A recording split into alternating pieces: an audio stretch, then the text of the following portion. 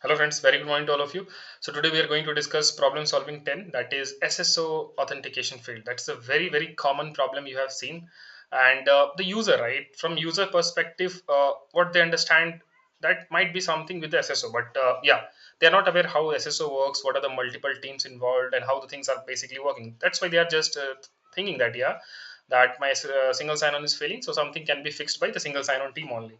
But right, in the industry it not works like that. In SSO is also dependent on multiple things, right? So and there are multiple involvement of different teams, but I think from our SSO end, I can say we can take accountability of that, and at least we can understand the problem and route it to the correct people, so it can be solved. So we'll try to understand and discuss on that. So let's begin.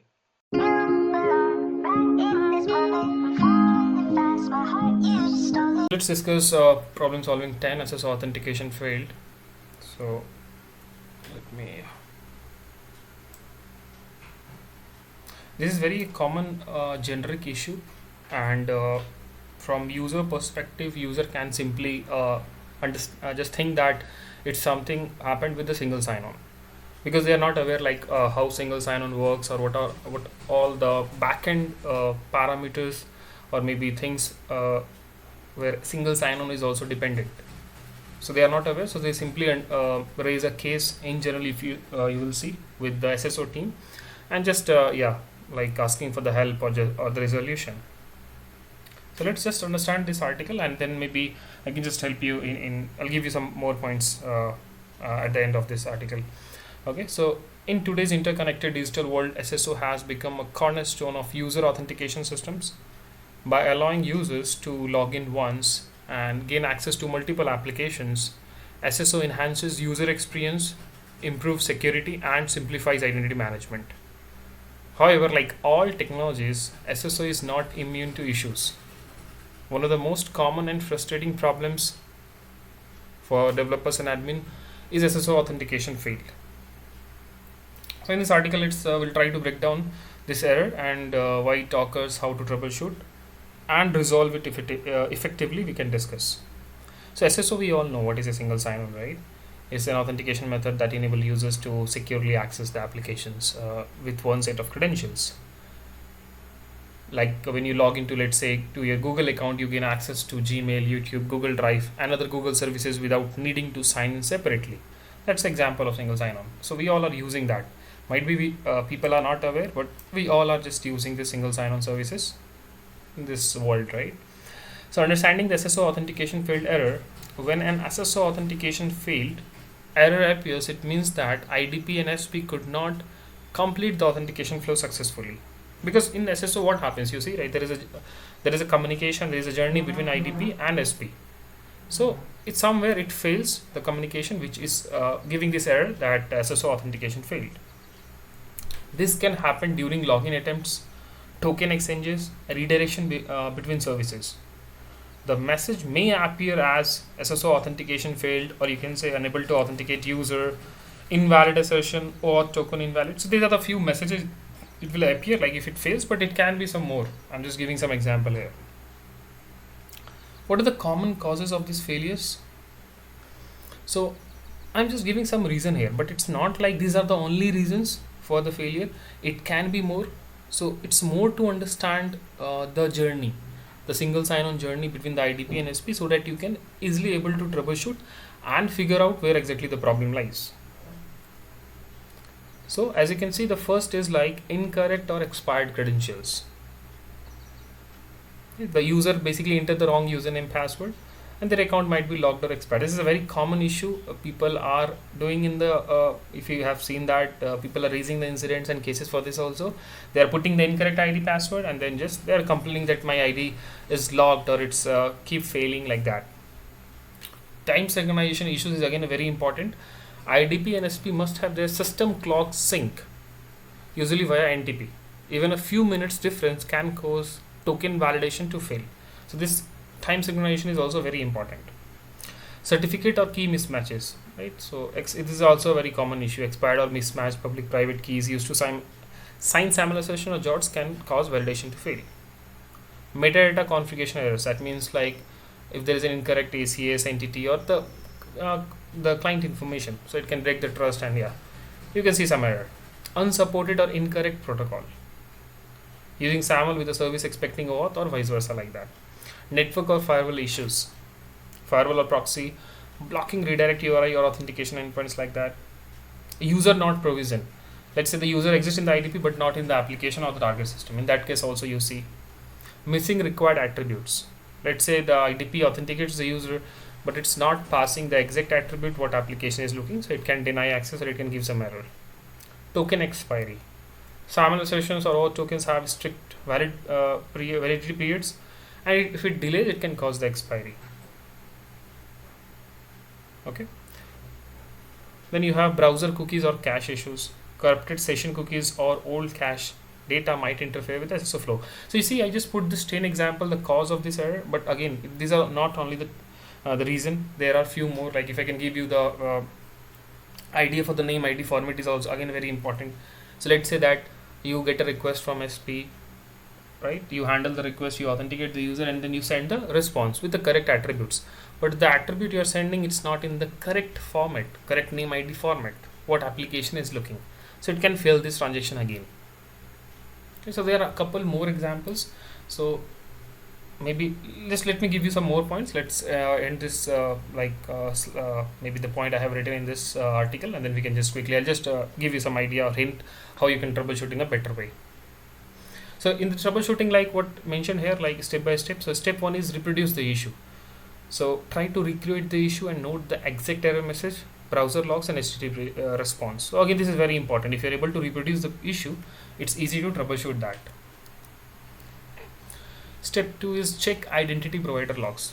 Whatever you have, paying Azure, Okta, provide logs or trace tools to show where the failure happened. So logs is again the ultimate thing. Validate SAML or OAuth configuration using some kind of tracer, like SAML tracer, like, or the browser developer tools, or jot.io for decoding and verifying jot tokens. So using this tool, you can able to figure out that exactly where is the issue lies. It can also help in troubleshooting the problem. Compare metadata files. Ensure that both the IDP and SP have matching metadata configurations, which contains the certificate fingerprints also. Sync time settings, as I mentioned already earlier, right? Then you have test with a different user. Sometimes the issue is isolated to a specific user account, so yeah, you can just test with a different user also. Clear browser cache and cookies. Try incognito, private mode, or clear old session data. Whenever you are trying to test, definitely just try to test in the fresh browser or in the private window. Don't try in the same window where you have some cache or cookies stored, because you can't able to test it properly. So we have the basic SSO core concept. We need to know federated identity management, SSO protocols, hands-on labs, debugging exercise. So we all discussed this like in our previous sessions, and also I'm not going into this. And we have some conclusion here. So I can just suggest you one thing, like SSO is something kind of user friendly, because people are not aware like how identity and access management completely works. They don't care also, because let's say if I am a data scientist, right? I'm just working on some analysis of any data. So why I'll care like how I am getting authentication to some application, or how I'm getting the multi-factor, or how whether my sessions is getting tracked for the better risk behavior or not. Why I care all those things? Because my task or my work is to basically just analyze the data, and based on that just give some like what I can say, like a kind of graphical visualization to my management, so they can decide how to where to like for business purposes, I can say they can decide like how to take that. So my work is different, so I'll not care upon this IAM side. So let's say that if somehow if I see like if I try to access some application, and if somehow I am not able to access it, so it seems from the user side that my single sign-on failed, because all these applications in the industry are integrated with single sign-on. So the first question will come in their mind that my single sign-on is bricked, I am unable to access, and they will not do more testing on that. It's not like they can just try other applications also to see, because again they don't care how the IAM technology and how these things work. They just care about their own work.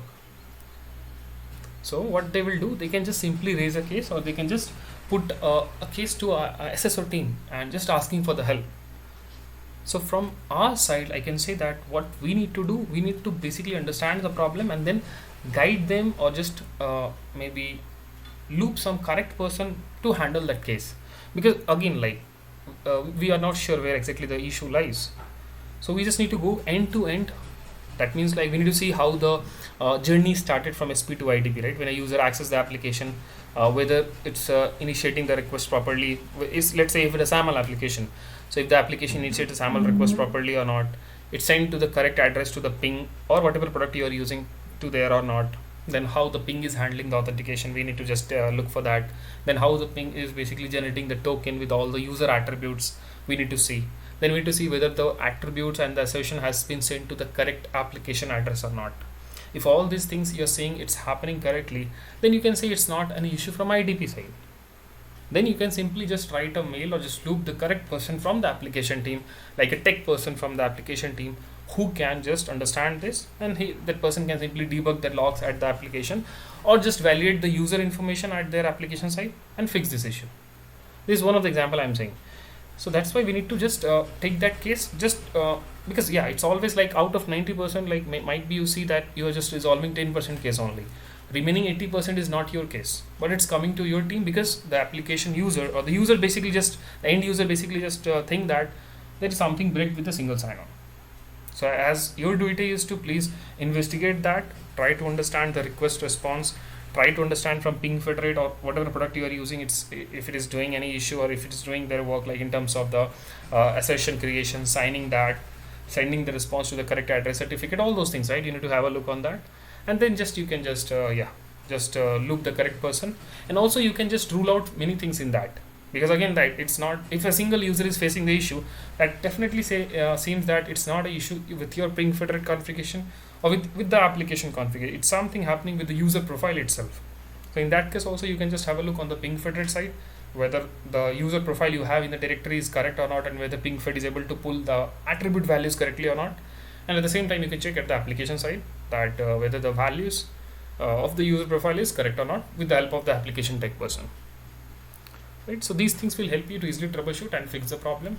And this is very simple case, easy case, but in single sign-on you see multiple cases where, like, you see you need to debug from network perspective, from many other areas, firewall perspective. I just covered few problem cases also in my this problem solving, where you can see that very good problems are there, where you can see that how we involved multiple teams, like SSO team, directory services team, identity management team, network team, firewall team, a database team, right? Multiple teams came, we started investigation, and after 13 days of investigation we came to the conclusion where exactly the issue lies.